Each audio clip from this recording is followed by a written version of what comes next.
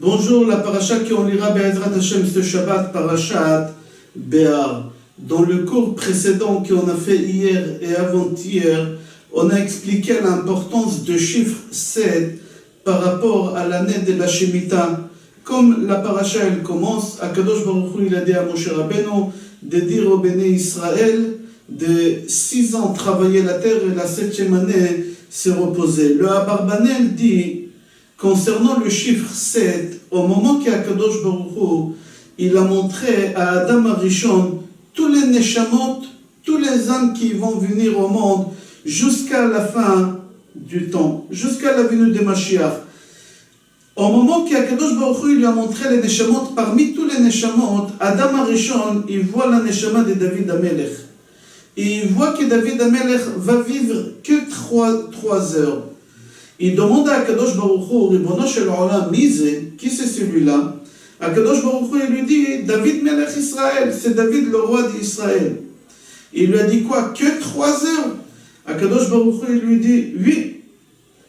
Alors Adam Arishon, il lui dit, pourquoi que 3 heures? Akadosh Baruch Hu, il lui a dit, un roi, il n'a pas le droit de posséder quelque chose à lui.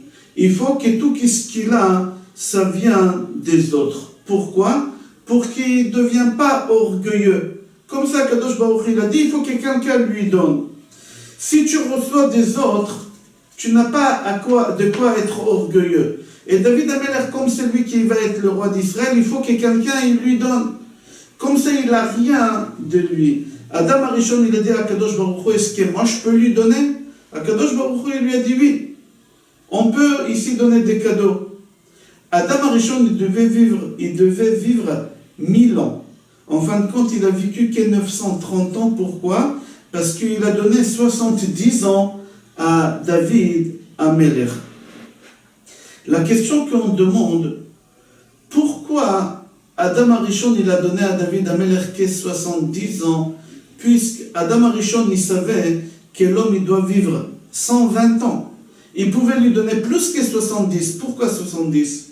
Le Abarbanel répond, c'est marqué Yemei shenotenu bahem 70 shana, ve'im bigvurot shemonim shana.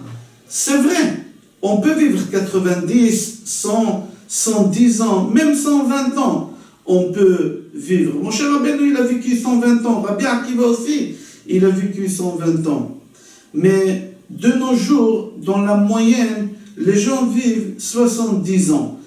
Si tu dépasses les 70, il faut considérer ça comme des bonus. Pourquoi 70 ans? Pourquoi la moyenne, c'est 70 ans? C'est pour rappeler à l'homme qu'à chaque moment dans sa vie, il y a un fin. Et c'est pour ça, dès le matin, dès que tu te lèves, tu mets les tefilines, tu tournes les tefilines 7 fois autour de ton bras pour te dire, n'oublie pas les 7 fois 10, 70. Encore une journée de plus, et encore une journée que tu t'approches. Le Zohar HaKadosh dit que l'homme croit qu'il est éternel. Et c'est pour cela qu'Akadosh Baruch Hu, il lui a mis le chiffre 7 partout, pour rappeler à l'homme, chaque moment de la journée, depuis qu'il se lève jusqu'à qu'il se couche, qu'il n'est pas éternel et qu'il faut qu'il se prépare. Depuis le matin, depuis qu'il met les tefilines, jusqu'à la fin de la journée. Au moment que tu te maries, on te fait les Sheva Brachot. Pourquoi Sheva Brachot? On lui dit, tu sais pourquoi tu te maries? Pour laisser derrière toi quelque chose, une descendance, parce que bientôt, tu vas quitter ce monde-là. Comme c'est rapporté dans Gemara Brachot, page Lamed Aleph, qu'un jour, ils ont demandé à un rave de chanter au mariage. Et il a chanté Vailanu, Vailanu, malheur à nous, malheur à nous. C'est quoi malheur à nous? C'est un mariage. Tu es en train de dire des paroles de tristesse. Pourquoi? Il a dit, et en plus il a rajouté dans les paroles Vailanu de Matnon, Vailanu de Matnan. Malheur à nous qui on va mourir, malheur à nous qui on va mourir. C'est-à-dire que dans la vie de l'homme, on voit le chiffre 7 qui figure partout. C'est-à-dire que l'homme, Akadosh Baruch Hu, il a voulu rappeler à l'homme que chaque moment, chaque pas que tu fais, c'est un pas qui t'approche vers à la fin. Le summum de ces chiffres 7-là, c'est la mitzvah de la Shemitah et de Yovel, l'année l'année sabbatique et l'année de jubilé. Pourquoi? On dit, si la vie de l'homme c'est 70 ans, sur ces 70 ans, comme on a dit dans le premier cours, on enlève 20 ans. Pourquoi il faut enlever 20 ans sur les 70 ans? Parce qu'Akadosh Baruch Hu, il punit les gens sur les péchés qu'ils ont fait vis-à-vis de lui, qui est à partir de 21 ans. Pendant les premières vingtaines d'années, Akadosh Baruch Hu, il ne compte pas. C'est-à-dire que ta vie, elle commence à partir de quand? À partir de 21. Jusqu'à 70, ça fait combien des années de 21 à 70? Ça fait 49 ans, plus la 50e année où tu dois faire le bilan, ça fait 50 ans que tu vis. Combien d'années sabbatiques il y a dans les 59 ans? 7. On voit que dans ta vie, tu passeras 7 fois l'année sabbatique. C'est-à-dire que tu as 7 fois dans ta vie, cette année, dans ta vie, que tu peux ne pas travailler la terre. Alors, tu es libre pour aller étudier la Torah. Et à la 50e année, qu'est-ce qui se passe? C'est marqué dans notre paracha. Tashuvu eshel achuzato ve'ishel mishparto tashuvu. La Barbanel dit que ici on parle, c'est comme le kliyakar, je crois qu'on a dit dans le cours numéro 1, que chacun doit retourner vers sa demeure. Ishel achuzato, vers sa demeure. Quelle demeure on parle ici? Demeure éternelle, c'est-à-dire Olam Abba. Il dit, un homme, il commence à préparer le monde futur à l'âge de 67 ans moyennement. Pourquoi? Pourquoi aussi tard? Il dit comme ça qu'un homme, il commence à travailler sur la retraite pour voir les points qu'il a, les droits qu'il a à partir de 67. Parce qu'à 70 ans ici en Israël, on sort à la retraite. 3 ans avant, il est en train de s'occuper pour voir les droits qu'il aura par rapport à la retraite. Qui t'a promis que tu atteindras cet âge-là? Qui t'a promis que tu arriveras en bonne santé à cet âge-là? Des fois, on perd la mémoire. On ne se rappelle même pas où on a mis les choses. On doit commencer à écrire des papiers. Et l'homme, il se prépare. Comme tu te prépares pour ta retraite, comme ça, tu dois te préparer à ta dernière demeure. Et c'est pour ça qu'on compte les 49 jours, 1 jour, 2 jours, 3 jours. C'est par rapport aux années que l'homme doit vivre qu'il doit compter combien il lui reste. Le tour, il écrit comme ça, que la Torah, elle a dit à Kadosh Baruch Hu, si tu as autorisé au Béné Israël de travailler la terre, la Torah comptait suivant l'a étudié. Parce qu'un homme, au moment qu'il commence à travailler la terre, il ne peut pas s'arrêter, parce qu'au moment qu'il va se sommer là, et quand il va arriver à la fin de son jardin pour sommer, ici ça va pousser, alors il faudra couper là, au moment qu'il va récolter là, ça va pousser là-bas, et toute l'année c'est un spirale. Travailler la terre, c'est un spirale, il n'y a pas de fin. Quand est-ce que les gens ils vont étudier la Torah? Alors la Torah, elle a dit à Kadosh Baruch Hu, Torah matiya alea, qu'est-ce que j'aurai moi? Personne ne va venir étudier la Torah. À Kadosh Baruch Hu, il a dit à la Torah, je te donne le jour des Shabbat. C'est-à-dire quoi? Je te donne le jour des Shabbat, je te donne l'année sabbatique. C'est-à-dire la Shemitah, tous les agriculteurs, ils ont l'obligé d'aller étudier la Torah comme c'est marqué. Veshafta haaretz la Hashem. Qu'est-ce que veut dire ça, la Hashem? La terre, elle doit se reposer pour Hashem, pour que toi tu puisses aller étudier la Torah et servir Hashem. Achida, Rabbi Chaim Yosef David Azoulay, il rapporte la Gemara de Brachot, page Lamed Hei Amud Bet, Amar Rava le Talmidav. Rava, il a dit à ses élèves, s'il vous plaît, je vous demande que pendant le mois de Nissan et le mois de Tishrei, ne venez pas à la yeshiva étudier. Ne venez pas à la yeshiva d'étudier. Allez travailler. Comme ça, pendant les 2 mois que vous allez travailler, vous allez avoir assez de l'argent pour vivre pendant toute l'année.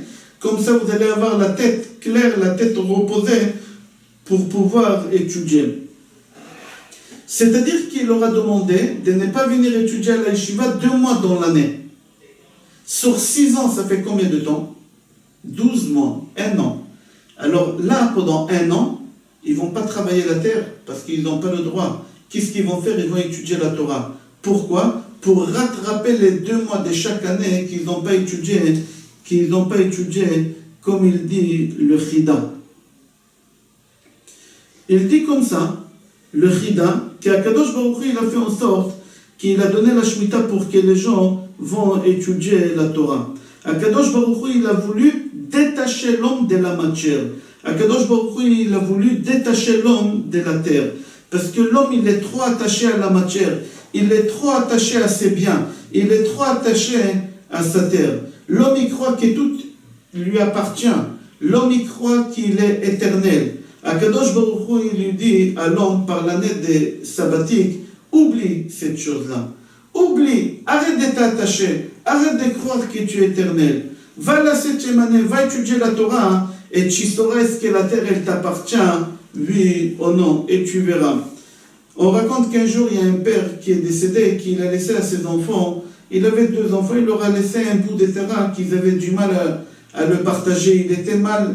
Ils se sont disputés pendant des années, jusqu'à qu'à la fin, ils ont décidé d'aller demander un conseil au Rav, pour qu'il leur dise comment il coupe la terre et quelle partie elle appartient à celui-là et quelle partie elle appartient à celui-là. Le Rav, il leur a dit, ramenez-moi là-bas, j'aimerais voir. Les 2 frères, ils ont ramené le Rav là-bas. Et le Rav, il s'est allongé, il a commencé à parler à la terre, il a mis son oreille. Les frères, ils ont cru que le rabbin, Après, le rabbin, il se lève, il leur dit, écoutez mes enfants, j'ai demandé à la terre à qui elle appartient, à toi ou à toi. Et la terre, elle m'a répondu, vous savez quoi? Que vous deux, vous l'appartenez. Elle appartient à personne, c'est vous que vous l'appartenez. Les gens, ils croient qu'ils ont tout. Tout, il leur appartient. Ils s'attachent à la chose. Et Akadosh Baruch Hu, il a donné l'année sabbatique pour faire détacher l'homme de la matière. Le symbole du chiffre 7, c'est la fête des Sukkot. C'est quoi la fête des Sukkot? Akadosh Baruch Hu dit à l'homme, sors de ta maison. Sors de ta maison et va habiter dans une tente à l'extérieur. Pourquoi? Pour que tu saches que tu n'es pas éternel dans ce monde-ci. À qui appartient la fête des Sukkot? Parce qu'on a les 3 fêtes et on a les 3 patriarches. La fête des Sukkot, ça appartient à Yaakov Avinu. C'est marqué dans la Torah, dans Parashat Beshalach, Vayiven lo bait ulmikneu asa Sukkot, alken kara lamakom hazeh Sukkot. Vayiven lo bait, il lui a construit une maison, c'est-à-dire pour lui, Yaakov, il a construit une maison. C'est quoi la maison? C'est le Bet Amikdash. Il lui a construit un kollel. Ulmikneu, c'est sa femme et ses enfants. Il leur a construit quoi? Des Sukkot, des cabanes. Yaakov, il a dit, pour étudier la Torah, il faut construire en béton parce que c'est du solide, c'est éternel la Torah. Mais construire la maison pour où j'habiterai moi et ma femme et mes enfants, des tentes, ça suffit parce qu'on n'est que passagers ici dans ce monde. Et c'est pour ça qu'on appelle ce monde-ci, dans plusieurs endroits dans la Kabbale, cabane, le monde des cabanes. Pourquoi? Parce que c'est un monde de passage tout simplement. Au moment qu'Akadosh Baruch Hu, il veut tester les nations, s'ils peuvent faire les mitzvot comme les béné Israël, ils font, Akadosh Baruch Hu, il leur donne la mitzvah des soukas. Et qu'est-ce qu'ils font les goïms au moment qu'il y a le soleil qui sort et qui chauffe la souka? Ils sortent de la souka et ils donnent un coup de pied à la souka et ils s'en vont. La question qu'elle se pose, pourquoi Akadosh Baruch Hu, il leur a donné parmi tous les mitzvot qu'on a, il leur a donné quelle la mitzvah des soukas? Pour leur dire, sachez que dans ce monde-ci, on n'est que temporaire, on n'est pas éternel. Et là, les goïms, ils ne sont pas d'accord, ils donnent un coup de pied à la souka, et ils disent, non, nous on est éternel, on ne veut pas être passager dans ce monde-ci. J'ai fini, dans notre paracha, il y a un pasuk qu'il y a là-bas 6 fois, dans le pasuk, la lettre Shin. Vesafarta lecha sheva Shabbatot shanim sheva shanim sheva sheva parmim sheva shanim. Pardon, sheva shanim. Il y a 6 la lettre Shin. Je répète. Vesafarta lecha sheva Shabbatot shanim sheva shanim sheva parmim. 6 fois la lettre Shin. Et il y a aussi la lettre Pei 2 fois. Vesafarta lecha, et le dernier c'est Pe'amim. C'est-à-dire quoi? Si tu fais 6 ans, le Shin c'est 6 fois, tu protèges 6 fois l'année, c'est-à-dire tu travailles la terre pendant 6 ans, et la 7e année, tu dois travailler avec la bouche. C'est quoi? C'est étudier la Torah. Tu dois étudier la Torah. Et pourquoi 2 fois paye? Parce qu'un paye c'est pour parler et un paye c'est pour manger. C'est-à-dire, avec la bouche, tu vas étudier la Torah, et au moment que tu vas étudier la Torah, la parnassa, Kadosh Baruch Hu, il va te la donner. Tu n'as pas à t'inquiéter pour la parnassa. Il y a 6 fois Shin, Shmita, c'est-à-dire 6 années tu vas travailler la terre, et il y a 2 fois paye. Pourquoi le premier paye, c'est étudier la Torah. La 7e année, elle était donnée pour que les gens ils aillent étudier la Torah, et c'est détaché de la matière. Et le deuxième paye, c'est pour dire que la parnassa, Kadosh Baruch Hu, il va la donner, et il ne faut pas s'inquiéter. Je vous souhaite Shabbat Shalom, Bracha Ve'atzlacha et Kol Tov.